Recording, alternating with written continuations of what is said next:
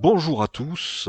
Si vous demandez à un technicien ou à un ingénieur quelle est la finalité d'un plan d'expérience, il y a de fortes chances que la réponse soit la suivante. Un plan d'expérience permet de réduire le nombre d'essais. Et cette réponse, qui provient d'un vécu dans le monde industriel, est parfaitement en adéquation avec la définition d'une expérience qui introduit la notion de ressources à affecter. Dans cette expérience de distillation, on cherche à améliorer le rendement en agissant sur des conditions maîtrisables telles que la température, la nature du catalyseur, la pression, la durée de réaction ou encore la valeur du pH. Ces paramètres de réglage seront appelés des facteurs. Plus le nombre de paramètres de réglage devient grand, plus le nombre de combinaisons expérimentales à partir des différents niveaux de réglage de ces paramètres devient important.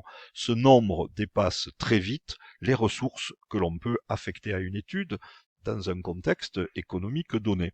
Limiter le nombre d'essais peut donc s'avérer particulièrement intéressant dans une expérience. Toutefois, la réduction du nombre d'essais ne doit pas se faire au détriment de la qualité des informations recueillies.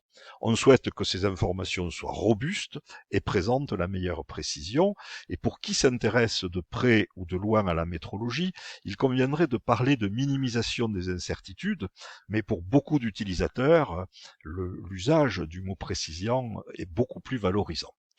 Les essais ne doivent pas être faits au hasard, et un plan d'expérience impose une organisation rigoureuse, à la fois dans la définition des combinaisons des niveaux des facteurs, que l'on appelle des traitements, mais aussi lors de leur mise en œuvre, accompagnée parfois de répétitions.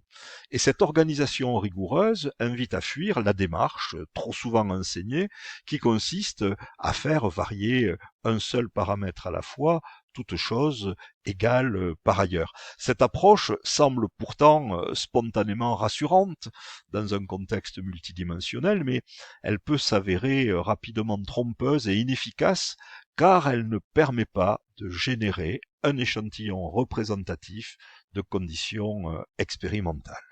Deux éditions de l'AFNOR, sous forme de normes ou de fascicules de documentation, rappellent la notion de structure et de stratégie accompagnant la définition puis la mise en œuvre d'un plan d'expérience, ce qui revient naturellement à définir une organisation optimisée, introduite par Gilles Lasnier dans la définition qui est rappelée à l'écran.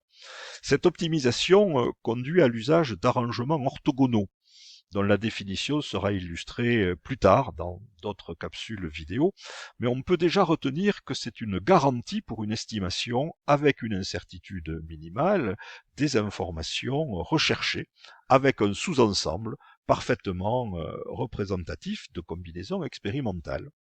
La norme ISO 3534-3 reprend l'ensemble des points clés précédemment évoqués, à savoir l'affectation de traitements expérimentaux à des unités expérimentales, l'organisation spatio-temporelle des essais pour répondre de manière valable, efficace et économique à une question posée, l'adoption de la méthode des plans d'expérience, par rapport à une démarche qui consiste à faire varier un seul facteur à la fois, toute chose égale par ailleurs.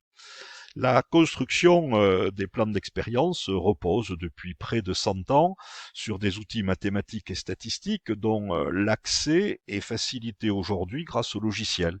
L'analyse combinatoire, l'algèbre linéaire, l'analyse de variance et l'analyse de régression font partie de ces outils.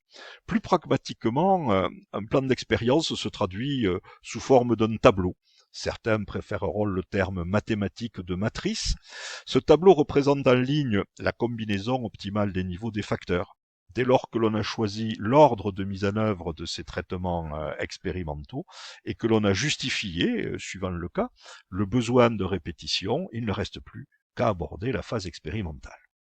En conclusion, je vous laisse découvrir quelques citations qui peuvent convaincre un public encore sceptique quant à l'utilisation des plans d'expérience.